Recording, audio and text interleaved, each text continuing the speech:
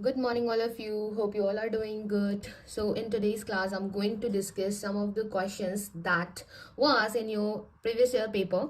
So, basically, I'm going to discuss a question from your paper 2 of 2023. So, it is your question number 18 from your set A. Okay, so for this question, the joint PDF of x and y is given to you. So, I'm writing here f of x and y, which is your lambda times x to the power 12 upon 1 plus x y to the power 20, and here x is greater than 0 and y is greater than 1, 0 and otherwise. Okay, and this question is asking you the value of lambda. We have to find the value of lambda, right? So okay, before starting the solution of this question, I would like to tell you all that I'm giving live classes on Google Meet app. Basically these are your paid course, so if you like, you can join my live classes, and if you want a demo class, I can share you the recorded live lectures also. So you can either contact me on Instagram or you can contact me through WhatsApp if you like to join my live classes for the batch 2025. Okay. Well, yes, I'm going to form a new batch which is going to start on your 1st March. Okay, so those who are interested can DM on Instagram or WhatsApp. So what is the solution of this question? We want the value of lambda. So for that, we all know the properties of a PDF to be a PDF, right? So basically we have learned the two properties, so we are going to use the second property. So what is the second property? The second property is that if we are going to integrate the whole PDF over the range of x, it should give you the value 1, right? So but here it is your joint PDF, so basically we will use the same definition, we will use the same property, but with the two range. One is for x and other is for y. So I'm taking integral range of x, integral range of y, f of x y d y dx is equals to 1. So this is the second property. Okay, so basically here we have to use the values that is available here. What is the range of x? The range of x is going from 0 to infinite.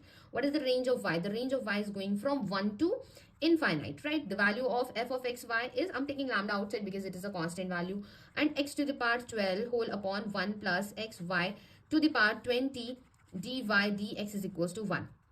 Okay, so this is the range of y and this is the range of x. So I'm taking x to the power 12 outside, and we have from 1 to infinite 1 upon 1 plus x y to the power 20 d of y, taking inside a bracket, and d of x is equals to 1. Now we have to integrate this one. So what we can do, we all know about the rules of integration. So I'm going to suppose that this is nothing but 1 plus x y is equals to t. So x times dy will be equal to d of t. So we can put dy is equals to dt by x here in this part. So integral 0 to infinite x to the power 12, and here we can write down the value of the lower limit is 1. So putting 1, the lower limit of t will be 1 plus x. The upper limit of y is your infinite. So putting infinite here, it will be infinite. So I have 1 upon t to the power 20. At the place of dy, I can use dt but by x, and as it will act as a constant for this integration. So I'm taking this outside below this x, and we have this value. Now integrate it and let me know the answer, and also try to solve along with me in your copy. So this is your 0 to infinite x to the power 11, then integrating this value, it will give you finally 1 upon t to the power 19, right? Because it is your 1 upon t to the power 20. You can integrate it. Okay, and after integrating it, we have to apply the upper and the lower limit. So we have this lambda, we have from 0 to infinite, okay, and we have okay, one more value we have here after integrating, which is 19, and I am going to put that value outside, which is your minus 19, and after that we have x to the power 11, then minus 1 upon 19, upper limit, applying upper limit, so it will be 0, then minus lower limit is your 1 plus x, then whole to the power 19, then dx is equals to 1. Okay, so here you can see we have minus 19 and we have minus here, so it will be your plus after multiple. Okay, writing down the last line here, which is your lambda integral 0 to infinite x to the power 11 upon minus 19, 0 minus 1 upon 1 plus x to the power 19 dx is equals to 1, right? So here you can see we have this minus here, we have this minus here. So we have 0 to infinite, taking 19 outside, we have x to the power 11, 1 plus x to the power 19, d of x is equals to 1. Okay, now what we can do with this one?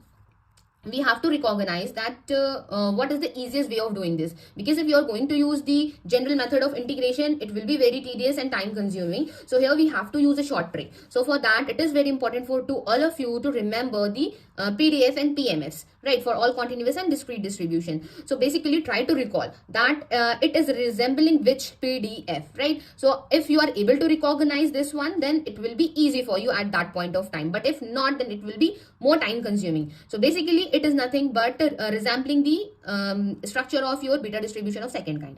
I'm writing here the PDF of beta distribution of second kind with parameter AB. So it is your beta AB x to the power a minus 1 whole upon 1 plus x to the power a plus b with the range 0 to infinite. So using the second property of a PDF, we can write integral over the whole range of f x fx dx is equals to 1. So what is the range of x here? It is your 0 to infinite, and putting the value of f of x, which is your beta ab x to the power a minus 1 whole upon 1 plus x to the power a plus b, d of x is equals to 1. We can write 0 to infinite x to the power a minus 1 1 plus x to the power a plus b, d of x is equals to beta ab, right? So that means at the place of this integration, we can use beta ab, but here we are having a minus 1 and a plus b in the powers.